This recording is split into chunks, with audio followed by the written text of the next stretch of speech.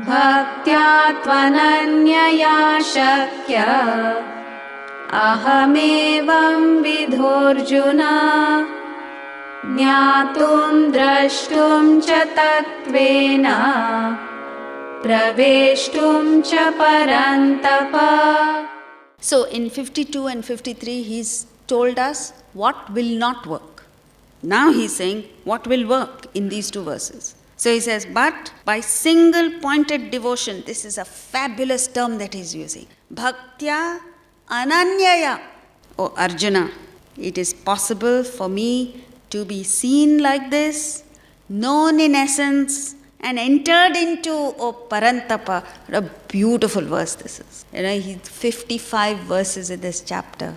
He ends on a high. And I hope all of us go back on a high.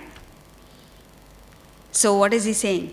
He's saying there are 3 stages of growth. The 3 stages of growth are, number 1, trashtum, means shravana, listening, hearing, the first exposure to knowledge. Then what you have read or heard must be reflected upon.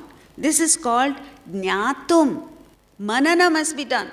And the ratio of shravana to manana is 1:9.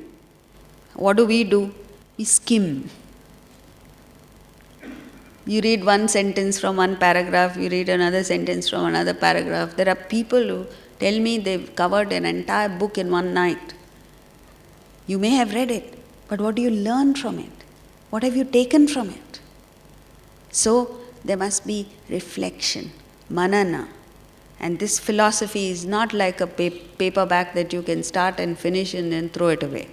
It has to be gone into. The Bhagavad Gita is like a gold mine. The more you return to it, like there's some of us who have read it maybe hundreds of times. Every time you read it like this verse, it comes alive. You learn something fresh from it. This happens when you do manana. Otherwise you'll say, I've heard 11th chapter before. Manana, jnatum and praveshtum. That is the most important. Till you become it, don't let go of it. And all this, the procedure, the last stage is nididhyasana, which is meditation, which is the last practice before the state of realization. But as far as we are concerned, you say, you take a principle, you take an idea, you think over it, you experiment with it, you try it out in your life. And then when you see it to work, you embrace it. And then it becomes an inseparable part of you. You live it. Until then, don't give up. That is why bhakti, what kind of bhakti? Ananyaya must be there, because this entire procedure takes time. It doesn't happen overnight. To get over one negativity, one hatred, takes lifetimes. And what about getting to the state of realization? So therefore, you have to have this. Bhakti doesn't mean bhakti as against dhyana and karma. Bhakti means that shraddha, the feeling for the subject. You must court the Bhagavad Gita like a lover courts the beloved. That's what, only then does it open up to you. Like a musician must court music. It doesn't come just like that.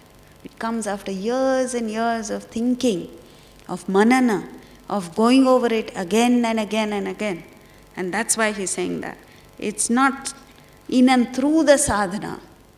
That goal must be kept in your mind at all times. So, by single-pointed devotion, it is possible for me to be seen like this, known in essence, and entered into, Parantapa. Look at the terms he uses. Parantapa, scorcher of foes, killer of foes. Arjuna was a warrior, but you and I are also warriors. We have that strength to fight the enemy within, to fight our own negativities, to fight our own shortcomings and emerge victorious. So therefore he says, Parantapa. And now we come to the last verse, 55.